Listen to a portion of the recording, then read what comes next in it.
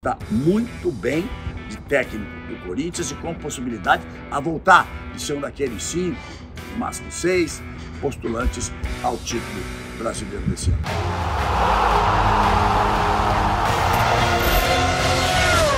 Bem, amigos do canal GB, vamos embora bater aqui um papo, falar de futebol, falar de técnicos, dança das cadeiras. Mas antes, deixa o pai falar um pouquinho do filhão, orgulho. Vou dizer onde eu estou e o que estou fazendo aqui. Olha que coisa bonita.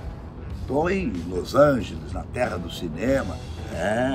Desirê, minha mulher e eu, nosso filho Luca, 22 anos apenas. Está acontecendo, começou nessa quarta-feira, o Beverly Hills International Film Festival. Muito importante. E olha onde a gente chegou. Aonde a gente está, amor? Aqui no Chinese Theatre. Olha ali o rosto do hotel, onde começou o Oscar e onde vai ser a gala do Beverly Hills Festival com o meu cineasta. Aqui chegamos no Chinese Theatre. Vamos? Dá uma olhadinha aí, vê aí a gente chegando no Chinese Theatre. Depois a gente lá tem tapete vermelho, aquela coisa toda. É que o filme do Luca, ele está indicado para melhor curta. Então, motivo de muito orgulho, a abertura foi com o filme do Jon Voight, famosíssimo.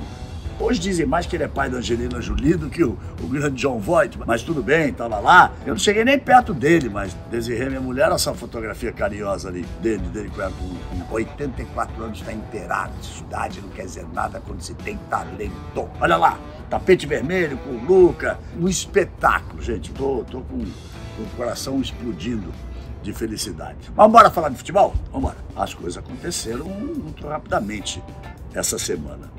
Então vou começar com o São Paulo, o Flamengo. O Flamengo ganhou de 2-0 do adversário que eu nem sei o nome direito, no Maracanã. Então, aí não é mão do São Paulo para ter conquistado essa vitória, não. É muito mais difícil fazer 3-0 no Curitiba do que fazer 2-0 nesse jogo da Libertadores. Mas já se percebe o toque do São Paulo quando ele coloca o Marinho como titular, porque era, na época do Santos, foi o melhor trabalho dele feito no futebol brasileiro, sendo vice-campeão brasileiro com o Santos. O Marinho brilhava por ali, jogando da ponta para o meio. E ele buscou jogar com Gabigol e com o Pedro, com os dois. Viejo malandro, viejo, milongueiro, não ia deixar um dos dois de fora, não. E aí o Vidal foi campeão da Copa América com ele no Chile, era uma das estrelas do time, o comandante do meio-campo do Chile. E tem mais o Gerson, que jogou muito tempo com ele no Olympique de Marseille. Esses três falaram muito bem, mas também li o Pedro falando bem, também li o Thiago Maia falando bem. Mas então vamos fazer o seguinte: vocês já viram aí o São Paulo com o uniforme bonito, o Flamengo, na lateral de campo, mas eu prefiro aguardar um pouco, para que venham adversários mais difíceis.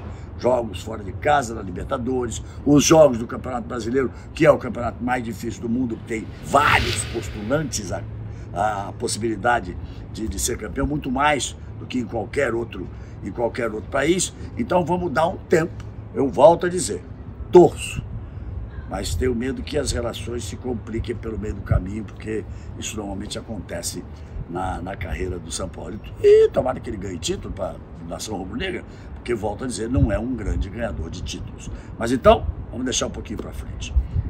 Vira página. São Paulo. São Paulo ganhou na Sul-Americana. O futebol brasileiro é assim. No dia seguinte que o São Paulo ganha na Sul-Americana, o São Paulo demite o técnico. E o técnico era nada mais, nada menos que o Rogério Ceni, um dos maiores ídolos, se não o maior ídolo da história do São Paulo. Um mito, como a torcida do São Paulo sempre o tratou. Aí, as postagens que fiz nas redes sociais, as respostas vieram dos dois lados. Mas faz isso com o Rogério, não podia fazer isso, que absurdo, que falta de respeito, etc, etc. E do outro lado, o time estava muito mal, o time não tinha condições, o time estava ruim, o time já vinha ruim. Então, aí eu digo o seguinte: se o time já vinha ruim, por que o São Paulo não começou a temporada com um novo técnico e uma nova comissão técnica? Por que esperar meia dúzia de jogos para demitir o técnico no princípio da parte mais importante do caminho? Sul-Americana, com 2 vitórias, E Campeonato Brasileiro, que perdeu o primeiro jogo. Essas coisas que eu não consigo entender. Tava ruim, já vinha mal, não tinha jeito. Então, fim do ano, Rogério, você é nosso ídolo, quer trabalhar na diretoria aqui, não quer seguir sua carreira. Nós vamos começar a temporada com um novo técnico, uma nova comissão técnica para ter tempo de pré-temporada, para trabalhar. Mas cabeça de dirigente brasileiro, vou parar por aqui, né?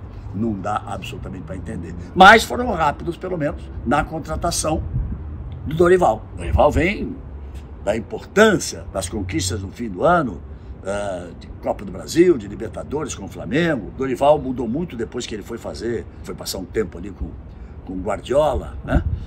Mudou bastante. Ele tem um futebol bastante objetivo, um futebol que não fica enrolando muito com a bola, toca-se a bola, mas vai para frente. Sempre foi um futebol ofensivo, mas fechando bem ali a parte defensiva. Agora, a curiosidade é o seguinte, vamos voltando para trás. O Dorival veio para o Flamengo para salvar a pátria. Era terra arrasada na saída do Paulo. Conseguiu sucesso. Ninguém sabe por que o contrato não foi renovado com ele, porque o Braz diz, não tinha jeito dele ficar. Por quê? Nesse assunto eu não posso tocar.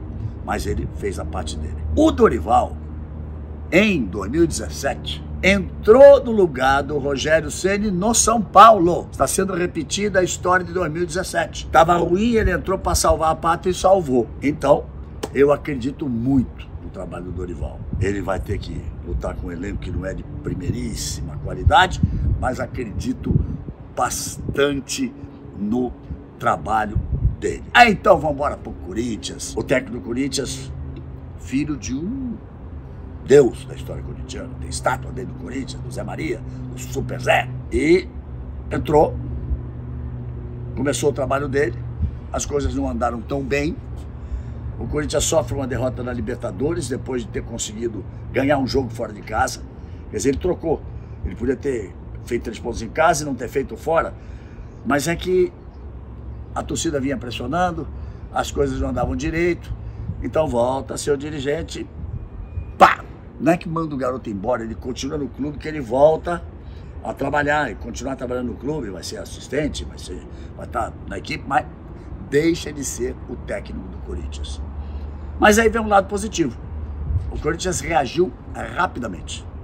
Demitiu, sem demitir, porque então afastou o técnico do cargo de técnico.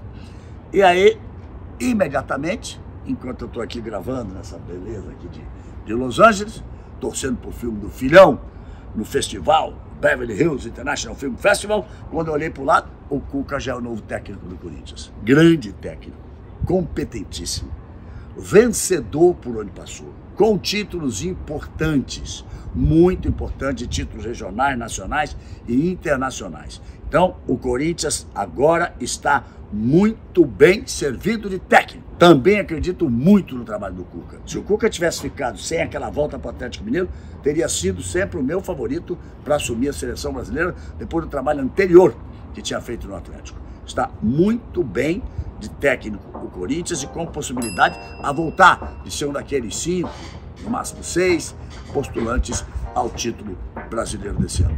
Valeu? Beleza? Um abraço para todo mundo. Bora nessa!